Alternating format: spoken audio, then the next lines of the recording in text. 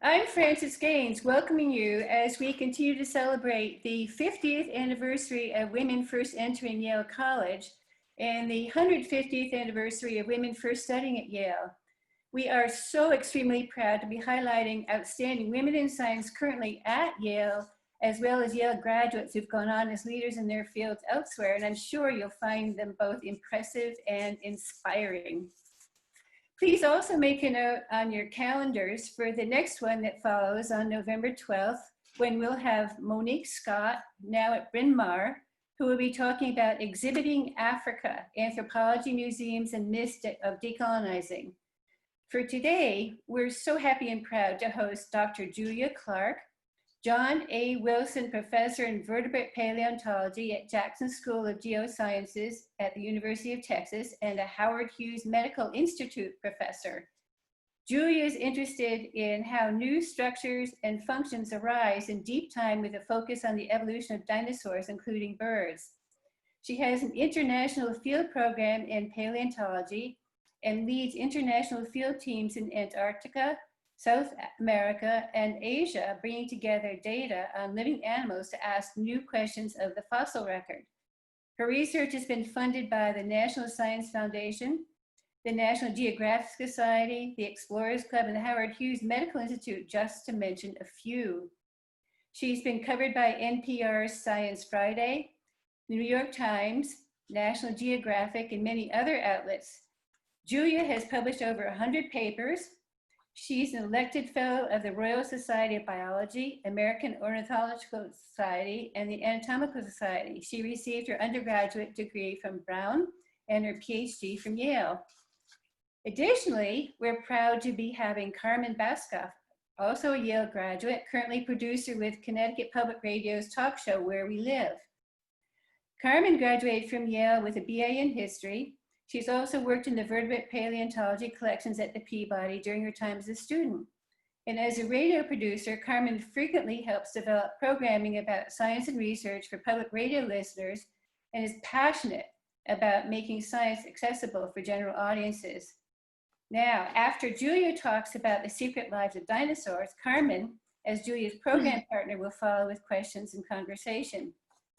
Please note that we've disabled the chat function for this webinar, so please use the Q&A function on your screen to submit questions. You can submit them at any time during the webinar.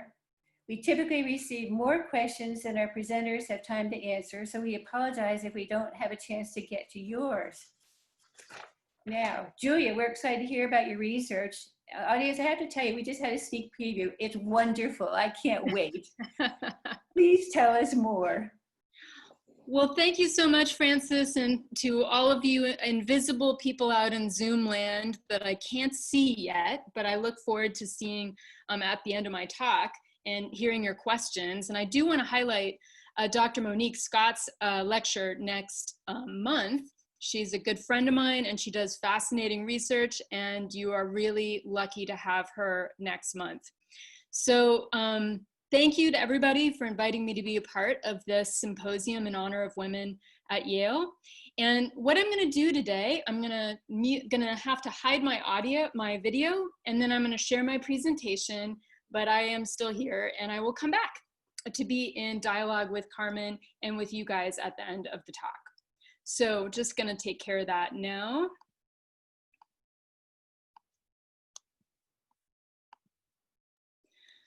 All right. Hopefully you're seeing a slide that says The Secret Lives of Dinosaurs and a whole bunch of titles, and I hope that you can hear me as well.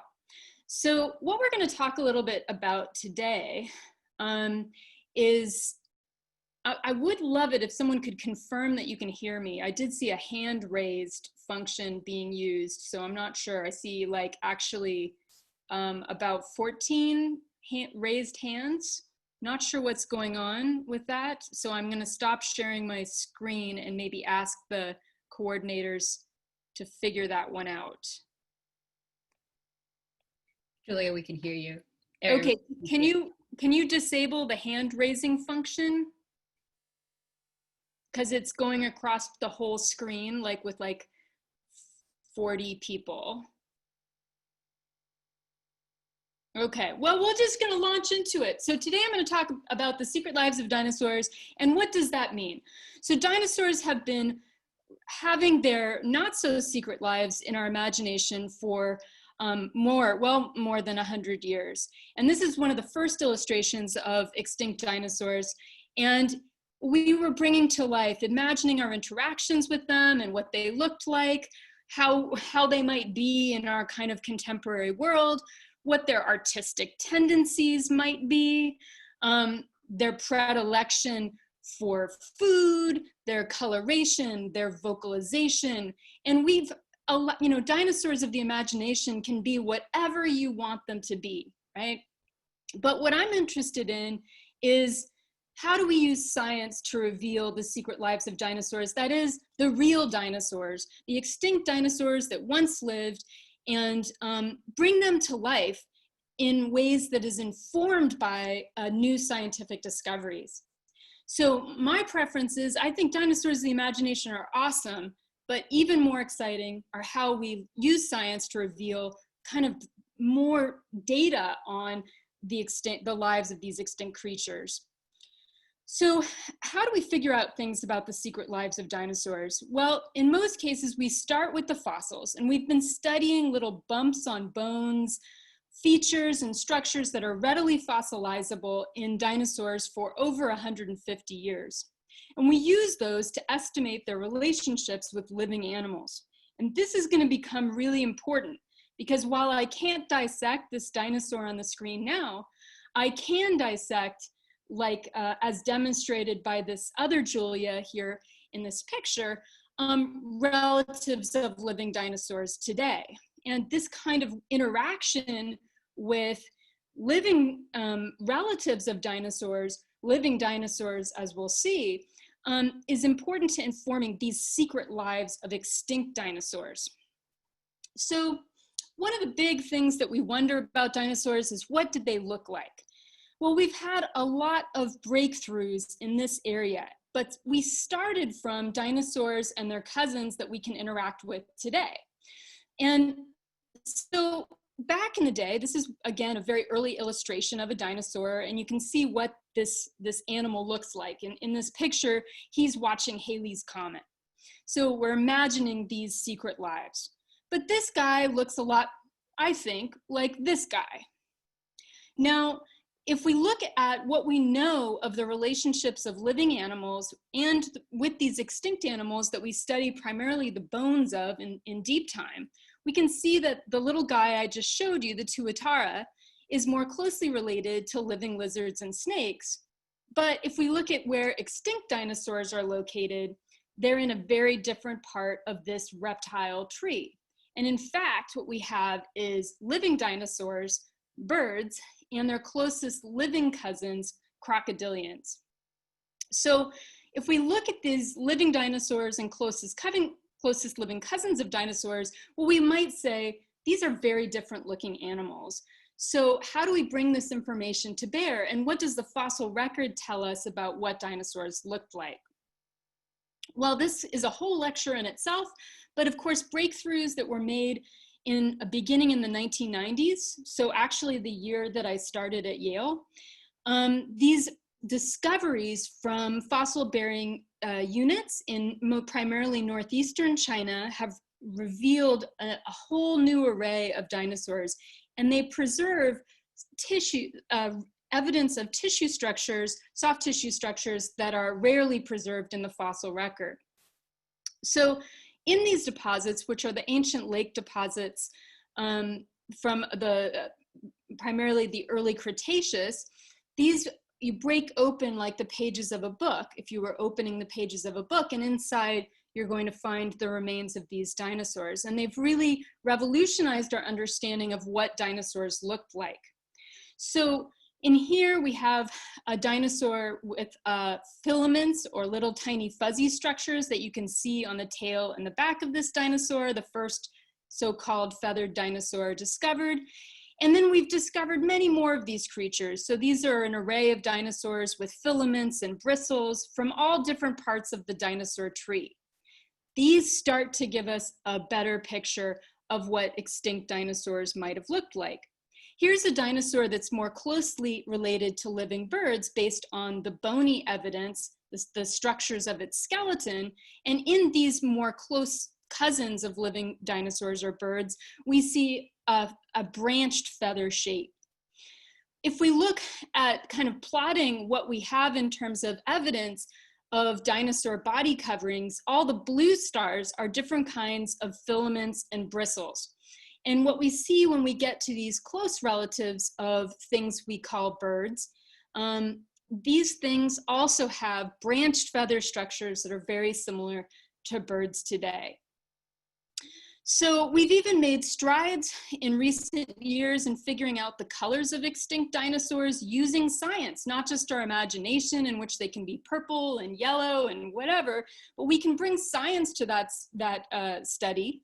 And we found two forms, for example, of iridescence in extinct dinosaurs. This is Microraptor guai with kind of a low-grade glossy black, and Kaihongjuji with a brighter kind of a form of iridescence we infer to be closer to living hummingbirds. These are different ways that living birds produce iridescent color today. So this is cool, but some people are still bummed out that you have the image of Brontosaurus in your brain, and now these new fossils are coming along to challenge that. And in fact, the recent Jurassic Park movies had so little confidence in science-informed dinosaurs being cool that they decided to explain away the lack of these structures in their reconstructed dinosaurs. But I think these new dinosaurs are beautiful. This is a reconstruction of a large-bodied tyrannosaurid with filaments. And here he looks kind of tame, but I think these guys could be amazingly scary, especially if we looked at another aspect of their physiology, which is related to signaling and communication. So if we look at this reconstruction here of Microraptor guai, this is this iridescent dinosaur. Also, I think a beautiful new picture of dinosaurs. Are they scary? I think they surely could be. But more importantly, what we see is that in the science of dinosaur studies is that all of these different colors that are arising once we have branched feathers, they're going to be used as these feather structures are in living birds in communication. So what we see is evidence in these feather-covered dinosaurs that are closely related to birds, an increased role for visual communication in colorful structures. Well, that's a quiet kind of communication, even if the colors are loud. But what we want to get to is it does inform aspects of feather evolution that take us beyond just our wonderment at dinosaurs, but to the science of dinosaurs. And this next picture is a little bit complex, but it's really highlighting one of the things I think is most exciting in dinosaur studies is that the filament structures, the little single filaments that we see in many different dinosaur species might be related to changes in physiology and in metabolic rates, in being this associated with this rather novel bipedal lifestyle. But much later and preceding the origin of flight, we see these feathers deployed in communication, and probably deployed in communication before they're deployed in a form of flight that we would recognize as present in living birds today. So that's all pretty cool. But what I've been kind of alluding at is that we know things about these colors and feather structures, and we know certain things about what their roles might be in extinct dinosaurs. But what about this kind of more compelling question that if you were interacting with an extinct dinosaur, what would it sound like? What would auditory communication or vocal communication in an extinct dinosaur be like? And this has been a big focus of my work in recent years, and I'm excited to share some of that with you today. But first, we need to look at the dinosaurs of our imagination. And I want you to look at this very important kind of, what do we want to say, this this cultural artifact that we have here from one of the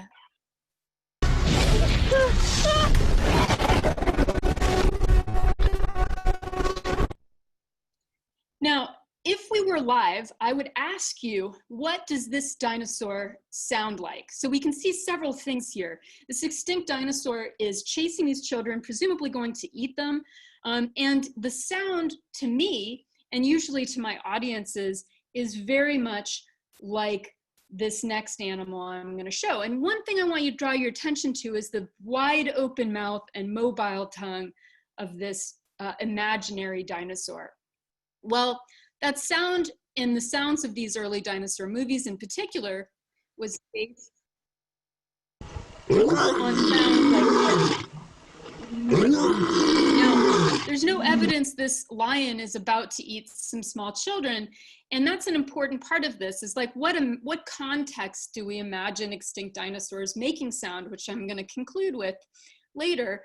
But this is a sound that became a model, as if we were scared of lions and tigers and bears, oh my, and we put their voices into extinct dinosaurs. But if we look at the much closer relatives of dinosaurs, living crocodilians, let's listen to some sounds from them. Now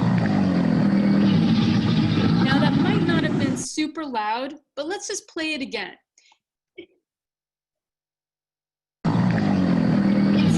Aspects that you can see some similarity with a kind of growl-like sound in a crocodilian.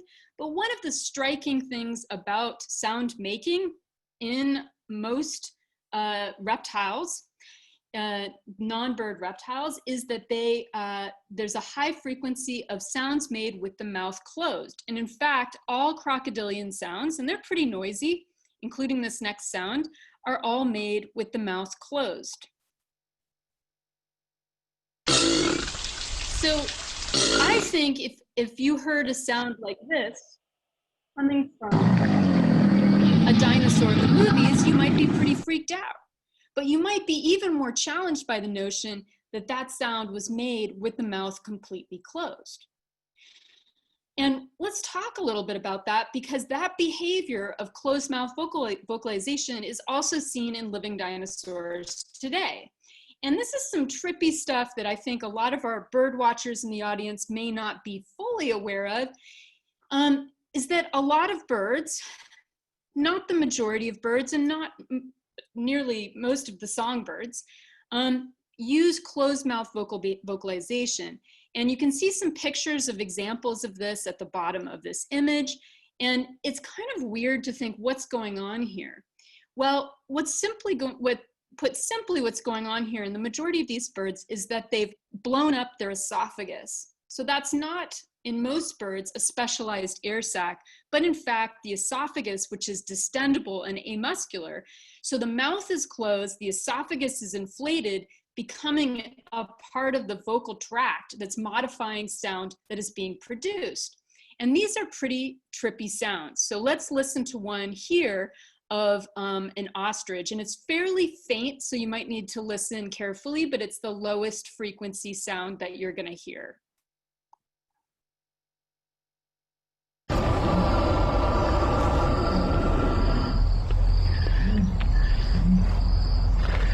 It's that very low frequency whumping noise, and admittedly, that is not the best recording. But if you imagine a dove cooing, you can picture that sound making. That is a closed mouth sound. And the esophagus, you can see in the very lowest part of that image, what's called C. That's a picture of that distended esophagus in doves making these closed mouth sounds. And there's some examples of other birds that have similar behaviors. Well, what we did was look at the prevalence in outgroup reptiles of dinosaurs and living dinosaurs, and we looked at would dinosaurs, the earliest part of dinosaurs to be making these kinds of sounds, would they be likely to have been closed or open mouth sounds? And you can see that it's about 50-50. But every origin of closed mouth vocalization was associated with an increase in body size relative to other taxa. So while there's a 50-50 probability and it's present uniformly in living crocodilians, in dinosaurs, we expect this behavior to at least have been present and maybe more prevalent in large-bodied dinosaurs, like that imaginary dinosaur that I showed at the beginning in the movie clip. So we actually did a reconstruction of this. This is this small-bodied dinosaur in the lower left, and this is a reconstruction of T-Rex done by others. And what you can see here is, do we know that smaller-bodied dinosaurs exhibited this behavior? No, we do not. We just know that this is a behavior we would expect to be present with some frequency. So if you were to imagine a dinosaur landscape, a dinosaur soundscape, some of these dinosaurs would likely have been using closed mouth vocal behavior. So not all dinosaurs, and as in living birds, they don't use closed mouth vocal behavior for all the sounds they make, but most commonly in sounds produced in territorial signaling or in some aspect of mate attraction. So some context dinosaurs might have been using these sounds, and in others not so much. So here we have another question, and I want you to watch. This is another cultural artifact.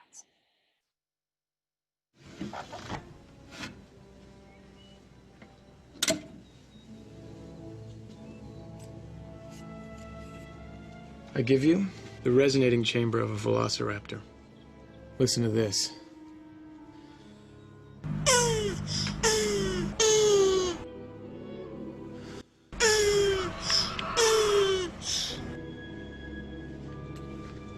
Wow. This is brilliant, Billy. Really, it is. Sad to say, it's just a little bit late. Well, there's a lot to unpack in that cultural artifact that we just watched. One is talking about sound and sound makers. So he talked about a resonating chamber of a velociraptor. To be clear, we have not found one of those, but as I pointed out, the resonating chamber, if you will, in crocodilians is the mouth. And in living dinosaurs, it's the esophagus and mouth. So there isn't a particular structure in most of these guys that is a resonating chamber. Also, a resonating chamber doesn't produce sound, it just modifies sound. So if we want to look at dinosaur sound makers, we're looking at something different. And it's not a resonating chamber so much as it is the sound maker. So let's look at sound makers and what we know about the closest cousins of dinosaurs. Here we have a crocodilian, and they vocalize using the larynx. And this is like, I like to say, this is like a crocodilian head steak. And as it turns and rotates, structures will come off, and you will see the muscles that attach to the vocal folds in the tongue, the back of the tongue area in a living crocodilian. This is also in its basic relationships where your vocal organ is located, and we vocalize as humans with a modified larynx. Living birds uniquely evolve a new vocal sound maker called the syrinx. And this is a syrinx from a living bird, and this shows the muscles and the vocal folds, but it is not located in the mouth. But if you were to dissect a bird, you would find this structure right behind the heart, where the vocal tract meets the two branches of the airway that go to the lungs. And this transition, we know living dinosaurs have this totally new vocal organ, while crocodilians and all other tetrapods have a larynx. Well, how do we know when this change happened and more? So we want to look at sound sources. Just to go over, I find this personally fascinating that all of these diverse animals that are shown in this picture are vocalized using a larynx, that sound source at the end of the airway, except for our friend here, the bird, which is using this novel vocal organ, the syrinx. And this is kind of something else. If you think of the variety of sounds that all of these animals make, the larynx is clearly highly adaptable, has been modified in all of these different ways. But in birds, uniquely, and that means by extension dinosaurs, have evolved this totally new vocal apparatus. And the question is, when did this thing evolve? When did it evolve in the history of dinosaurs?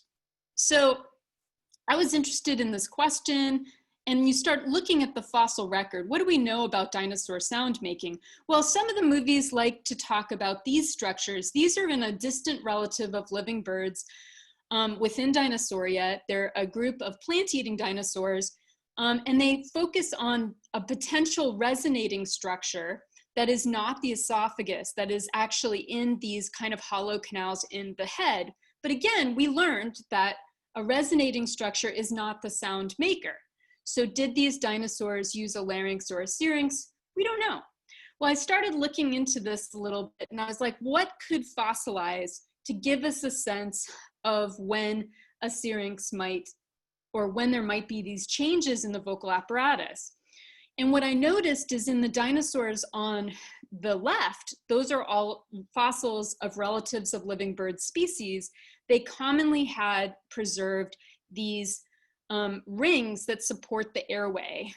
Whereas in all of the earlier dinosaurs that I had looked at, those guys, earlier branches in Dinosauria, none of them had these tracheal rings preserved. And these tracheal rings are cartilaginous supports of the airway that are modified to support a vocal organ in living birds. Well, I got lucky in 2013 and discovered the earliest known fossil evidence of a vocal organ in dinosaurs. So let's take a look at this. So to be clear, this was in a fossil that was from Antarctica, and this fossil is related to species of birds that are still alive today. This is our field site in Antarctica. I worked on 2 different fossils from the site, and the one on the right is the one I'm going to show you. Here's the fossil itself, and there was one tiny little bit in there that I couldn't make sense of from this view of the CT scans and of the fossil itself. So I zoomed in on that in the CT data, and I saw this ghost-like structure that you can see in the left side, and I was like, oh my gosh, that looks like a syrinx. So right deep, kind of right where the syrinx is located in living birds, there were these, one part of the organ was 3-dimensionally preserved in articulation with several isolated rings around it. And these are the support structures for the vocal folds that produce sound. And this is the first one from the age of dinosaurs. Well, what did that tell us? I mean, first of all, we had to do a whole new kind of study. And I'm just going to gesture at this here, but you can ask me questions about it. We had this 3-dimensionally preserved support structure for the vocal folds that produce sound in living dinosaurs or birds. But then when we went to the literature, the pictures that we had to compare the structure to were 2-dimensional and often incomplete. They didn't show the insides of rings or ring geometries. And the reason all of these data for living bird vocal organs existed is people were trying to figure out the relationships, the evolutionary relationships among all of our living dinosaurs. Unfortunately, most of the work on living dinosaur communication has been done in songbirds, which are really pretty specialized. So if you go to a common textbook, you'll see a picture of a syrinx. It's been reproduced many times. And the fact of the matter is this is a really specialized syrinx that we see up in songbirds, but it in fact is not very representative of structures we see in other birds, like this chicken. And chickens and their relatives are earlier branches in the living dinosaur bird tree. So we had to generate a whole new data set of looking at the geometry of all of these support structures so we could relate them to the sound makers and try to figure out aspects of how those sound makers would work. And we looked at, for the first time, estimating the traits of this sound maker and how they would have evolved in Dinosauria. And we found that these fossil syrinx that we looked at was actually not, I like to say, not the Model T of vocal organs, but sort of like the Chevy Impala of vocal organs. And in songbirds, you have maybe the Mercedes Benz. It's very, I don't know if that's the right set of metaphors for this, but gives you a sense that this isn't the first form of the syrinx, but it is already modified by 67 million years ago. So in this relative of living ducks, we see this fossilization of a structure. It's preservable, and we can bring that to bear on what kinds of sounds this animal might have made. So what do we know about dinosaur sound making? Well, this is my only text slide, and I just wanted to kind of sum it up because we're still very much in progress on this research, which I find exciting. We probably see in extinct dinosaurs both closed and open mouth vocalization. And we expect closed mouth vocalization to maybe be more prevalent in larger bodied dinosaurs, and it's present more frequently in larger bodied birds and associated with increases in body size. The earliest known fossil evidence of a bird vocal organ is still in a species that is extinct, but is related to species we have around today.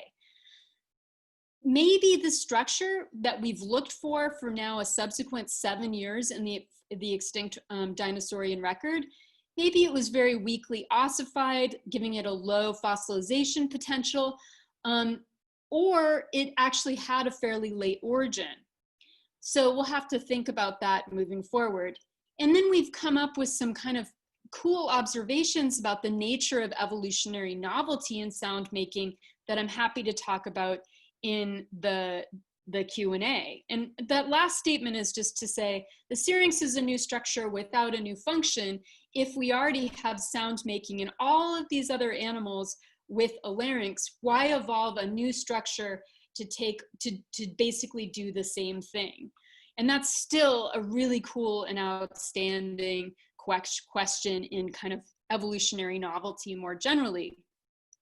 So wrapping it up here, what else do we know? What else can we bring to bear on dinosaur sound making? Well, birdsong involves an interaction between focal areas in the brain, the sound source itself, the syrinx, the vocal tract, right? That's that what modifies sound after it's produced, and the respiratory system that generates the air pressure that makes the sound in the first place. We don't have all of these direct fossil evidence of these things in most extinct dinosaurs yet. But what we do know is that most dinosaur brains are very small compared to living bird brains. When you get to something that's closer to like a velociraptor, which is the kind of dinosaur that's shown in the top here, compared to a living bird, the forebrain is expanded, but the forebrain is not expanded as much as we see after the evolution of flight. So I like to point out to my young paleontologists in the audience that we can probably safely say no T-Rex is going polly-want a cracker. Vocal learning and vocal mimicry, so the capacity to imitate humans, for example, in parrots, in songbirds, and to a different extent in hummingbirds, those are traits that are very late arising after we have this new vocal organ, and they are not going to be present in our extinct dinosaurs. They really just don't have the brains in any shape or form for that kind of thing. So when do dinosaurs make sound? Well, I mentioned when we looked at those cultural artifacts, the dinosaur was about to eat the small children. And in this other picture, that's a charismatic picture of our human lead and his dinosaur compatriots, they're interacting in this sense. Maybe it's affiliative, or is that a threat display? I don't know if this is a reasonable context for dinosaurs to be producing sound. But what we do know is that in both of our closest cousins to dinosaurs and living dinosaurs today, the babies communicate with the adults and the adults with the juveniles.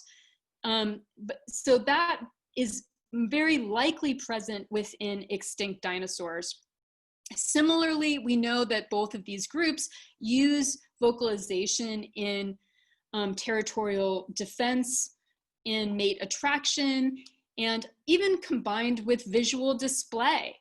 So both living crocodilians do, some of them do a water dance display, which is actually a visual display associated with sound making. And that's also seen in living dinosaurs or birds. So that's kind of a fun thing to bring to dinosaurs and how we think about extinct dinosaurs and how we think about them. So I like to say maybe Jurassic Park would be a very different movie if you wanted to have a lot of complex sounds being produced by dinosaurs. It's not going to be right before they eat children. It's going to be in other contexts where they're communicating with other members of their own species. So I hope I've taken dinosaurs of your, of your imagination, or kind of challenged the way perhaps some of you were thinking about dinosaurs before this talk, from this oversized lizard perspective to a kind of very different look. And I like to close with this picture of Alfred Hitchcock interacting with his living dinosaurs. On the right, we have the large-brained crows. These are things with very complex vocal apparatus, very complex behaviors.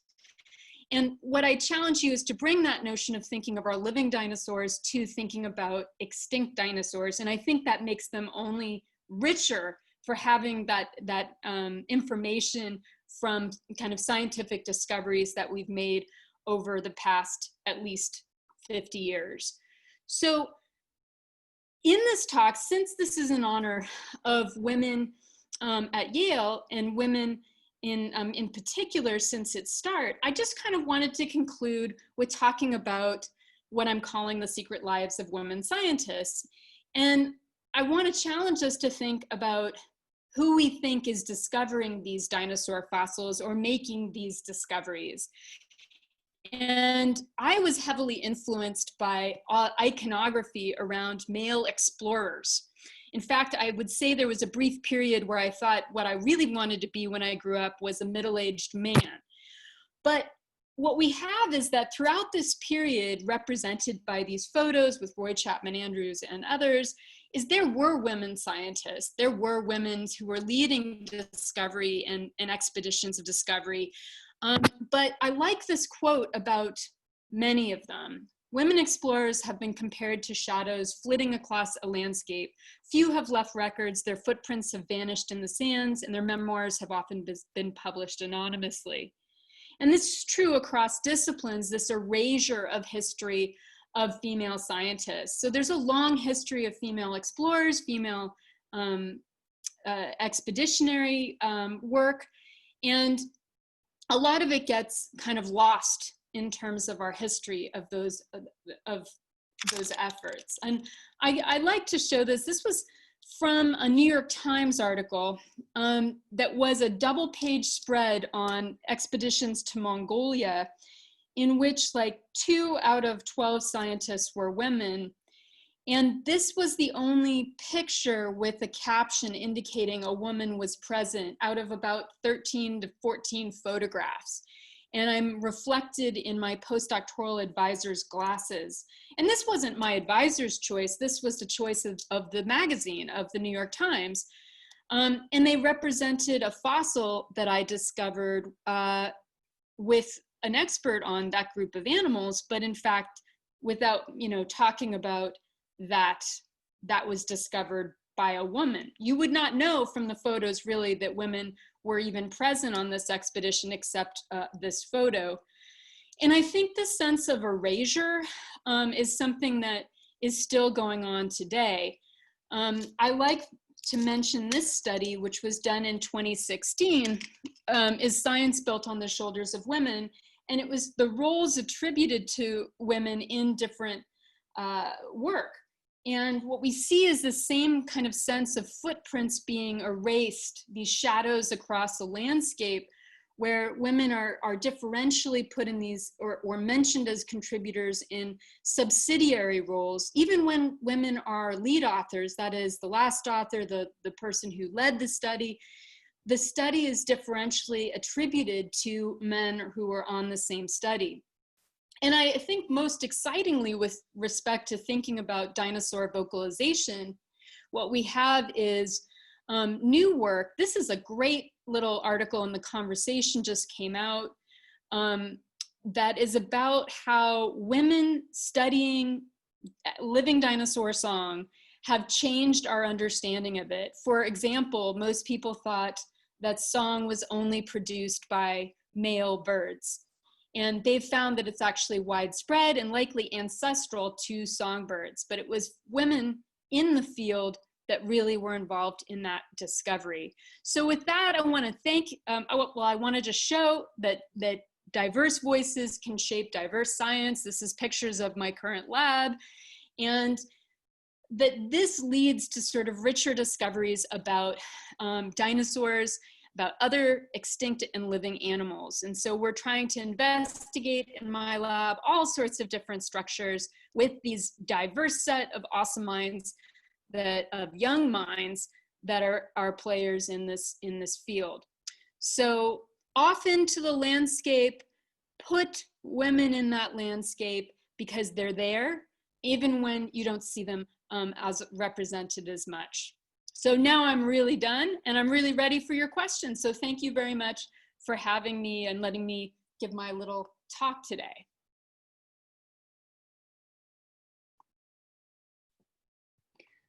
Thank you so much, Julia. And I guess I would love to just, and I'm Carmen, by the way, I'll be moderating this next part. And so if you have a question for Julia, please do put that in the Q&A part and we'll definitely get to some of those. I'd love, Julia, to pick up sort of where you left off on this topic of representation and diversity in paleontology. And I know you made many references throughout your talk to movies like Jurassic Park, which I think show dinosaurs that in many ways are this relic of kind of our 19th century understanding of dinosaurs and not really what our modern understanding of dinosaurs is today. And I guess, along that vein, I'd just love to have you talk a bit more about that idea of what are our perceptions of who is a paleontologist, and what are we losing if our idea of a paleontologist is just a white man wearing khakis in the field? Yeah, we are losing so much. That's my firmly biased opinion. I would say that I did a survey recently of books written about dinosaurs for kind of an interested lay public, like Dinosaurs, the New Dinosaurs. There's a series of these books that have come out in recent years, and they're without exception written by men, and paleontologists featured in the books, either in photographs or in the text itself. And I think that's really detrimental because I can imagine, like, when I was reading these books and I was thinking only middle-aged white men did this kind of stuff, it didn't keep me from wanting to do it myself. But, I think it would be a lot easier for young kids to picture themselves in those roles if there wasn't such an emphasis in our inner representations of this 19th century idea of what a scientist is, that excludes a lot of fantastic scientists. And, to be more specific, I would say even in like the Jurassic Park movies, there are women paleontologists that are featured. Sometimes they're experts in reproduction. I don't find that particularly challenging. Maybe they're the scientist that's wearing the lab coat as opposed to the scientist training the velociraptors. I don't think that's really helping us out terribly. Why can't women be in there training the velociraptors too, So I think we could do a better job, and that requires a cultural shift. And to actively seek not to erase, or rather to amplify the voices of the non-dominant culture in science and in paleontology specifically. Yeah, and I guess I'd love to ask, because I think one of the great things about paleontology is, dinosaurs are these charismatic things that are so appealing to people of all ages, but I think particularly to many young people. And so I guess, you know, when we think about having greater diversity in fields like paleontology, you know, it seems like in some ways that the problem is not, you know, at the beginning with the start of interest, because you see kids from all backgrounds and all genders who are really excited about dinosaurs. But you know, what can we do to, you know, keep that enthusiasm alive, and you know, to bring that forward so that, you know, hopefully, you know, some of those young people do end up pursuing the field themselves. And you know, I come from a media background, so I mean, it sounds like you know, part of this is on my field as well, right, in terms of how we are covering science. So, you know, I appreciate that, Carmen, because I do think there is a significant role for the media, and both in fictional media representations of science. I mean, we see in our current culture the way science and scientists can be treated. And so, you know, one pie in the sky view is to really, you know, maybe it's not pie in the sky, but to bring, to see this deep affection for science and a desire to understand kind of who's doing it and whose voices might not be heard as often. And so I think that is a key thing. But I do think this is a bigger problem. This is something that is really happening in the post-undergraduate. So it's happening at the graduate level, it's happening at the postdoctoral level, it's happening at the faculty level. There's a lot of cultural shifts that need to happen to make those cultures of belonging for all sorts of scientists. At the same time, you know, getting folks the pipeline into undergraduate institutions that actually offer the kind of science I talked about, which is not at all universities, that is another, you know, focal point. And there's a lot of people talking about this right now, which is excellent. But the cultural change to create those cultures of belonging is challenging and requires sort of sustained effort, as many others have talked about. Yeah. I'd love to read a viewer question along this topic. Wendy says, thank you. And she's the parent of a 10-year-old girl who's fascinated by dinosaurs, paleontology, and archaeology. And she's wondering what she can do to continue encouraging her to pursue this curiosity and interest. I think,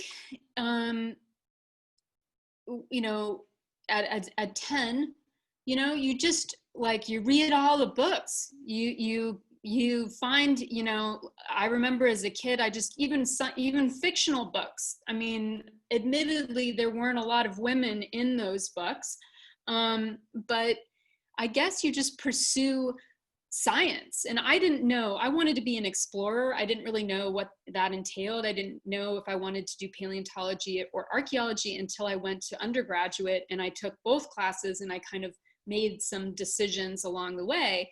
But I did have opportunities that, you know, for high school students to go experience field cultures. Now, I want to acknowledge that there are a whole group of students out there in the US in which camping and outdoor activity in that kind of field setting is maybe not desirable. There isn't a culture of that kind of participation. That isn't why they want to pursue science. So I think we also need to represent science as something people can do in a laboratory if they want. People can be paleontologists primarily in the lab. You do not have to be a field paleontologist. So we, you know, that's another thing. I don't know, for young girls, I think support their curiosity, build anything that builds resilience, because unfortunately, I think it's still very important to a career in a field where you're not the dominant culture. But the thing I will say is that at the undergraduate level, the programs that feed into paleontology are about 50-50. male and female, with students of color very much underrepresented overall. But it's supporting that culture of belonging at levels beyond the undergraduate that is also important, is key. So I don't know, Wendy, I hope that was somewhat of a help, but I hope your daughter stays interested. I'd love to get to some more of the questions from our viewers. We do have a lot of them, so I'll try to get through as many as we can. Judith is wondering, and I think this gets to your sort of presentation about dinosaur vocalization, bird vocalization. Judith is wondering, do you think that dinosaurs sang? Oh man, don't get me started on what song is, but I would have to say no, in the sense of, if you consider what people call songbirds and what are very not inclusive definitions of song have been, then most dinosaurs would not have sung. Because most ornithologists don't consider like what an ostrich does or what a chicken does song. Those are considered non-song vocalizations. So there's this wide, I like to parallel it with talking about diversity in science. There's a diversity in vocal behavior in living birds, and only one small portion of that has been called song. And that's related to notions of Western musicality. And then that was attributed primarily to male birds. So it's actually that paper I showed from the conversation that recognized that many female birds do also sing. But in non-avian dinosaurs, vocalization, yes, song, probably not. And I'd love to just sort of ask a follow-up question to that, kind of more broadly. I was sort of struck as you were giving your presentation, it feels like in many ways, a lot of what you're doing is almost sort of the work of like a forensic detective. You're sort of, taking these things that are not easily sort of directly studied, but you're finding all of these clues, both in the fossil record, but in kind of the world of modern living animals, and kind of putting that all together. And I'm wondering if you can talk about, particularly when we think about things like behaviors, how do we start making guesses or figuring out what the behavior of dinosaurs looks like, given that that's something we cannot observe directly? Yeah. I like your analogy of forensics. I say that, it's about the questions you ask, and then you have to figure out creative ways to ask them. And there's a lot of creativity in science, just saying, but like not in making stuff up, but in identifying what are those forensic clues that you might use to get at the like that. How you study behavior is you look first, I think, to understanding the behaviors of living animals and what structures might indicate aspects of that behavior. And that's something that you can bring to the fossil record to try to get at whether that behavior was present or absent. And so there are many different sets of clues that, for example, that we're bringing to vocal behavior, vocalization, in that sense. So we start with living animals, and you really need to understand how they work and what structures are linked to whatever function that are structures you might be able to look for in the fossil record. I'd love to get to a couple more questions, and I know we are running short on time, but from a couple of younger members of the audience, I have a question from Eva, age 8, wondering, can we recreate dinosaurs using DNA from living creatures? Okay, the DNA question. If we took DNA from living creatures and like modified that DNA, then we still wouldn't have an extinct dinosaur. We would have a chimera that we made to kind of look like an extinct dinosaur. So you might be able to take DNA or tissues from living animals and modify them to make them kind of look like a velociraptor. We can't do that presently, but if you could do that, you still haven't gotten the DNA of the extinct animal, and we have no evidence of fossil DNA from this time period. So DNA is actually a very unstable biomolecule, and it degrades very rapidly. So that's my answer. I hope that helps out. Yeah. And from Maria, she says she's a second grader and loves fossils. She's wondering what's your favorite place to find fossils? Oh man, there's so many. I guess, I like to say Antarctica is an addiction. Going to Antarctica is kind of the most extreme in terms of fieldwork because it's quite cold. It's very difficult to get there. You can only go there as part of like a government run, US run expedition or run by another country. But, you get addicted to that place because it's an almost soundless landscape of just ice and stone, and it's really like nowhere else. So that's one of my favorites, definitely. And we are running short on time, but I'd love to end with a sort of a final question, and something I've been thinking about. I think it still is so exciting and kind of stuns me to think about the fact that we know now that we actually live in a world with dinosaurs today. You go to the beach and you see a seagull and you think, okay, that, there is an avian theropod. And so, I think it's very exciting that we live in this world where, not only can we learn about extinct dinosaurs, but we also do actually know now that we live with, live avian dinosaurs today. But I guess at the same time, we're seeing enormous biodiversity loss around the world from sort of combination of habitat loss, climate change, and we know that many species of our living dinosaurs are at risk today. And so I guess I'm curious your thoughts as a paleontologist. Extinct dinosaurs. We know there's all this public appetite and interest in learning about extinct dinosaurs, but is there an opportunity here for us to also think about the dinosaurs we still have and what we need to do to not lose them? Absolutely, absolutely. And the point has been made that the real dinosaur extinction is now.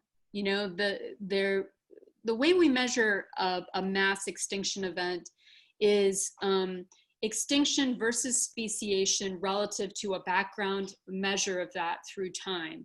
And by that measure, we are in no doubt of being in a mass extinction now. So in terms of quantitatively looking at that, and a lot of those species affected are dinosaurs, are our living dinosaurs today.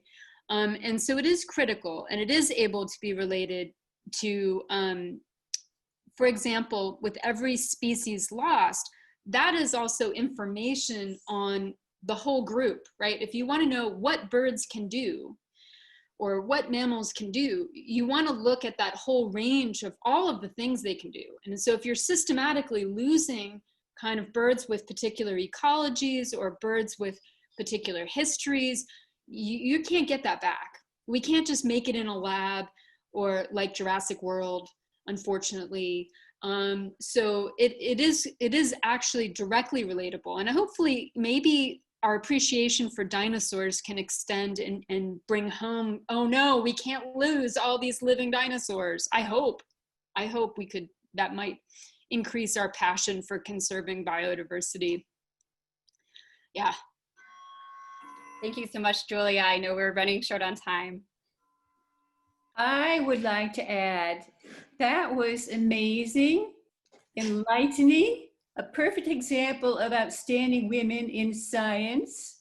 And also, I want to especially thank you for openly sharing your feelings and thoughts about women pursuing science. It was outstanding. Thank you so much, Carmen and Julia. And I must also add, next time I go to the Great Hall, it will never be the same. I will always imagine, what were they saying or not saying?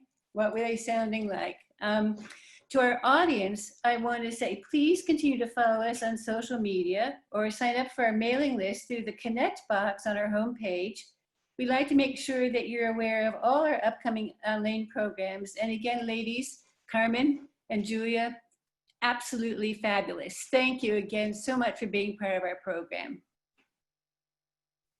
Yeah, well, it was my pleasure. It was great to be here, and I wish I could see all of your lovely faces and know if there are any other Yale colleagues out there. And shout out to the young women of Yale Paleontology. Very impressive bunch. So, yeah. Thank you all.